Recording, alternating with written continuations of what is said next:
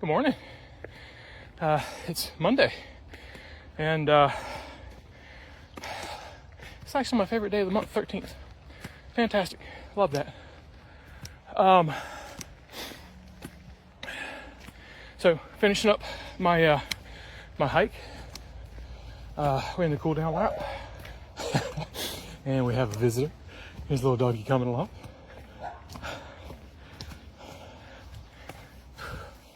Good morning. Hi, I see you. Yes, hey.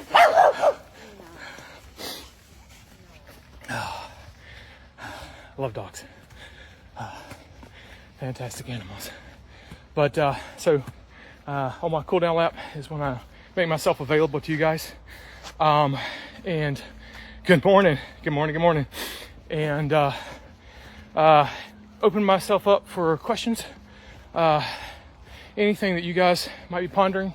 If you want advice on something I've covered in my 16 years of being a therapist, here to help. What's going on, Nate? Just want to be of service to my community, both virtually and locally. But just in case you guys don't necessarily have any questions straight off, I wanted to talk about fascial health. And if you don't know what fascia is, it is the largest tissue in our body. Most of us have up to 22 kilograms of it in our bodies. It's a lot. It's a whole lot. So we have what's just below the skin and adipose tissue, which is the superficial fascia. It's the broad spectrum of fascia. Has the largest amount of superficial nerve endings in the body. Then we go down a little bit closer to the, not closer to, but on top of the muscles, we have the deep fascia. Surrounds all the muscle compartments. Helps keep them nice and comfy where they're at. And then we have intramuscular fascia. So the fascia that runs in between the muscle bellies, so that the muscles can slide and glide amongst each other and do their jobs. Now, if fascia at any point gets sticky or more viscous, then muscle groups and muscle bellies don't do their jobs as well. Those compartments get more constricted, which allows less contraction. And if you're getting less contraction, then good morning, then you are getting less output and performance. So we're talking about fascial recovery. One of the best ways, or two best ways to improve your fascial health is sleep. Number one, sleep. Get that rest in.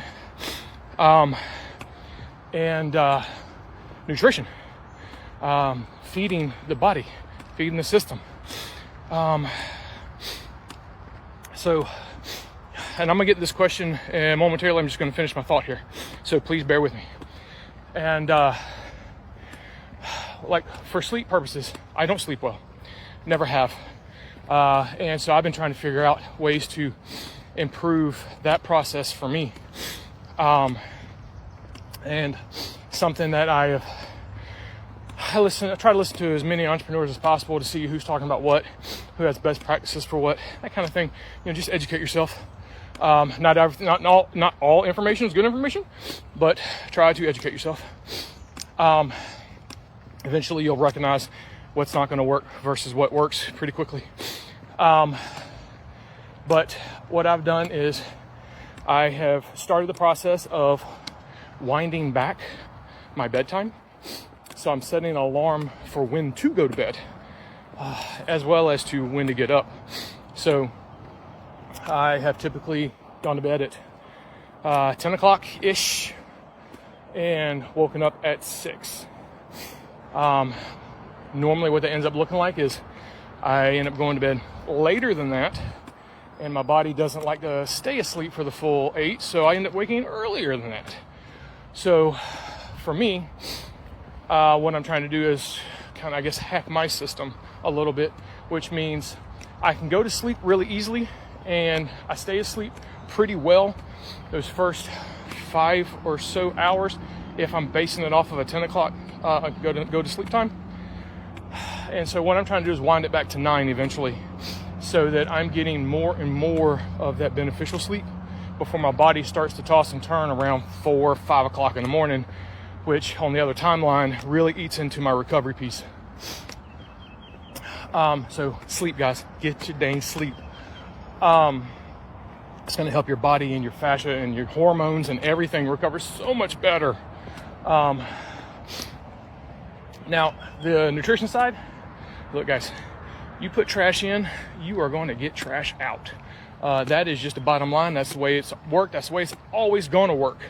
You put trash in, you're going to get trash out. And if you're getting away with it because you're younger right now, you're going to pay for that crap later. I promise you. So start working on your nutrition. If you need help with it, get a coach. They're not too terribly expensive, but just get help. You know, one of the things I've had to definitely work on myself is realizing what I don't know, and then working with people that do know that are willing to help me. So work on that. Expand your community. I always preach that. Expand your community. Talk to people. Get to know people. See what you can do for them. Because at some point, they'll do something for you. Or as Gary Vaynerchuk would put it, jab, jab, right hook. Jab, jab, that's give, give. Right hook is when you finally ask for something. And because you've jabbed so much, they're willing to give it to you. Or willing to help you. Then, well, let's go into Bodywork. I mean, fascial bodywork can be very beneficial. Most of our clients who are active individuals, or even not even active individuals, I deal with a lot of desk-bound workers. Our team works with a lot of desk-bound workers. And so after just a treatment, their sleep will improve exponentially just because their body can relax. Their nervous system can chill out. It's not in such a heightened state. So bodywork can be huge. I mean, that could be the impetus for you to actually get a good night's sleep for the first time, so you can start working on it more often. All it takes is that one domino, you know, that domino that helps the rest of them start to tumble in line and help you get to a goal that you're trying to strive for. Let me see if I can answer this question here. So how do you manage your own physical, mental health as a practitioner? Well, one, see where I'm at right now?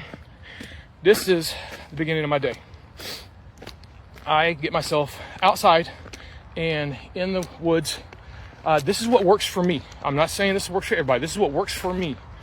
I'm getting out in the woods, getting that fresh sunshine first thing in the morning. Even when it's cloudy, it doesn't matter. Get out in the woods. It's nice for me. And I get my hike in. I give myself an hour every morning to come out to whatever trailhead that I choose to use. Now, this one is the Upper Barton Creek boat ramp trailhead in Raleigh, right off Six Forks Road, Mountain to Sea Trail. If you guys are local and you want to come out and join me, let me know. Come out and join me. But this is what's important to me, and I'm making that a priority these days. I haven't done so in the past. I'm trying to do so now. Let's see, perimenopausal and struggling hard with that. Advice or experience for your female peers. Okay, for the perimenopausal stuff, that is not an area that I am very educated in, so I do apologize. I'm not able to give you great information on that. Again, reach out to the professionals around you and see how you guys can work together to help you out with that. I know there's a lot of specialists that are in that area. I mean, from hormonal health, from pelvic floor health, all the above. I know I've got a couple of PTs around here that specialize in that kind of thing.